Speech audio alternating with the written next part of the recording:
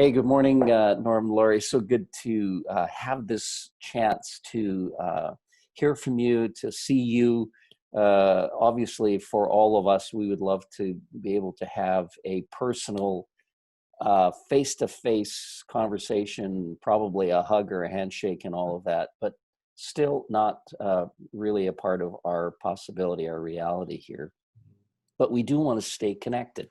So there's no reason to be disconnected despite the social limitations of this whole pandemic thing. So let's just start kind of personal update, how you are doing, what's been going on for you through the summer, perhaps some family things, some development pieces for you personally. Go ahead, just how are things going personally for you? Well, I can start. Yeah, do the family thing. Personally, yeah, our family, we have 4 kids, as you probably know. And one of our kids lives in California, our son Kyle and his wife Whitney, and they have 3 little kids. And so because of COVID, we haven't been able to see them since Christmas, which we know is the reality of so many of you out there. Yeah. And it's kind of comforting to know you're not alone Right. in as you miss and struggle with the distance. So our little granddaughter turns 1 in a couple days, Oh and we my. haven't seen her in 9 months, and she doesn't know us. And sometimes my mother and grandma heart just gets so sad about that. And then I just go, hey, God, like, he just keeps reminding me this is not eternity. And he encourages me, and Yeah. we're grateful for the ways we can stay in touch. Mhm. And so with our other kids, the other 3 kids are all in BC, and one of our sons is in Kitimat, so that's way up north. We've still been able to see them more than usual, probably a few more times, because they also had a baby during COVID. So with our other 3 kids, that's been wonderful. And then our mums, my mom's been in an independent Tabor court. So that's recently opened up, and we're allowed to see her Okay. face to face after months of not. So also grateful for that. And we continue to work from home, which has worked really well for us. Yeah. And we realized we can indeed do everything except see people face to face. Yeah. And that's beginning to happen more and more too. Yeah. Well, you've got a great attitude, Mom Lori and Grandma Lori. I know yeah, that little 1-year-old, I'm sure your heart just wants to reach out and give her a big hug 1 year, Yeah. her birthday and all of that. But yeah, just acknowledging that's a reality for so many. And a Yeah. lot of people are also probably have a tear in the corner of their eyes. You're saying that. Yeah. How about for you, Norm? What would you add to that? I think I would just add that being involved in missions and with missionaries, this has helped us to gain their perspective a little bit as it relates to family, because they're separated from Yeah. family, many of them, Yeah. and don't see their kids for prolonged periods of time. And so it's just helped us to identify more in that respect, and not get too bent out of shape that we're unable to, as much as we try. But it's just the reality that we're in, and it's the reality that they face all the time. So that's That been is good. a really good point, right? I mean, yeah, you have the great blessing and benefit of being North America based, and so Mhm. much more access to those extended relationships. But for the majority of people that you're leading and caring for and working with, that they don't, and now you have in a greater way that understanding and empathy for them. So yeah, that's very Yeah. cool. So I mean, you've already alluded to that, but ministry has developed. What you've done you've had to pivot and make some major shifts. So how's that been doing? I mean, early on when we chatted about this, you were just figuring that out. Now I think you probably have a lot more figured out at least. So Mhm.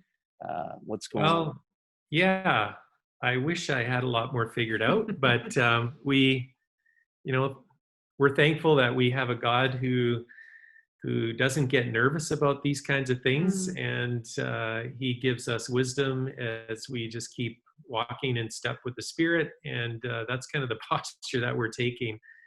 It was a year ago that we initiated or launched into just exploring some online courses. We're kind of part of a training team, and so we are invited to do that, and just to see if this is something that we wanted to sort of incorporate into the resourcing and training for our missionaries in Multiply. And that evolved into taking some facilitator courses and just learning how to facilitate online courses. And it was just all, kind of, let's just explore this more. And then when COVID hit, we designed a course called Living on Mission in Times of Crisis on this same platform. And that has just continued to evolve to the point where next week we start our missionary training or the training of missionaries that are going into long-term ministry. And it's been a 12-week training course here in Abbotsford, but about 6 weeks ago, we decided that we're going to do this all online. Wow. And so nobody's coming here to Abbotsford. We're engaging in an online course, and we're only able to do it really because of a year ago when we first decided to kind of give this a try. And so that's been my role, is to transition all this curriculum into an online format. And I'm doing that along with another colleague of mine, but it's been a big learning curve for me. And it's kind of taken me out of some other parts of ministry that I do and focusing a little bit more on this. And hopefully it's something that we will continue to use going forward. What a providential sort of leading in the fall a year ago, right? Or in the summer, to say, hey, you know what, we should explore this. Couldn't have imagined how critical that would be to sort of your at least your medium for work now. And man, that's great. So that's good news. Any additions to that, Lori, for you? Yeah, I was just thinking, because we've led a couple courses, we've facilitated a couple courses online on resiliency already. We've realized you can have very meaningful connections with workers on that platform. So now taking every fall, we co-lead a spiritual formation track for our missionaries, where we just meet half a day weekly with them. And it's all about you and God, and the kind of the most important thing you bring to the field is you and your relationship with God. He's with you when you feel all alone. You're never alone. The Holy Spirit is within you. So how do we strengthen ourselves and learn, maybe bring some tools with us to the field that we can access, and that will continue to keep us growing in intimacy with God. So now we're doing that online, and that feels like overwhelming at times to think of teaching it online. And yet I do have a ton of faith that God is just gonna have meaningful and deep connections in this community that gets to know each other online.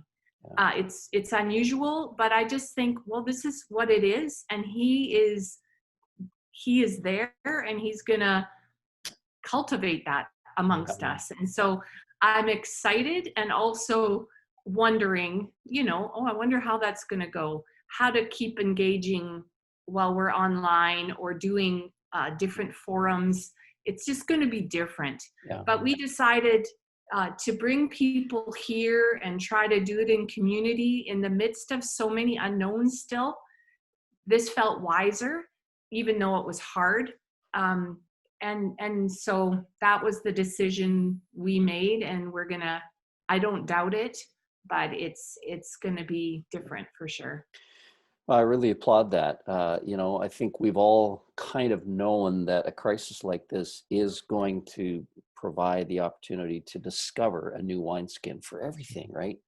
Your work, your ministry, mission around the world, the work and mission of the people of God in the local church, that kind of thing. Like it's a new opportunity for a new wineskin.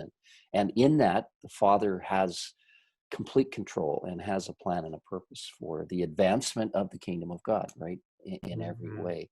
Yeah. So yeah, we lament so much of our loss, but boy, we have to celebrate so much of what Yeah. our gains are. That's for Yeah. sure. So Yeah, Steve, Lori referenced it, and I'll just highlight it again. Is with this online, like I think we can lament the fact that we're just always having to meet people on video, and we can't be face to face or in person. But what online does is it brings together people who would otherwise never be together, hmm, like especially in missions. yeah, I mean, we have people in our mission field that know of others in the organization, but they've never met them. And so these cohorts that we've put together, like they're just connecting with people they never have before, and strengthening that relationship. And so that part has been really good, Mm-hmm. yeah, and we look forward to having these parts of the course that we're doing in the fall has the apprentices in cohorts with long-term missionaries, some that have been on the field for 20 years, which they would never have the opportunity to do while they're here in Abbotsford. And so Mm-hmm. it adds a really dynamic element to it yeah, that we're looking forward to. yeah. As you're talking about this, I just have in my mind's eye all the missionaries that I know that are kind of out there, right? And some that we're interviewing, just like we're doing, with you, that are partners with us. And yeah, just imagining how they're kind of adapting to all of this as Mm-hmm. well on their end, right? You're here at headquarters and they on the field. And yeah, it's so important that everybody just says, okay, like how can we see all the upside, all the benefits to this as well. So, hey, how's your heart?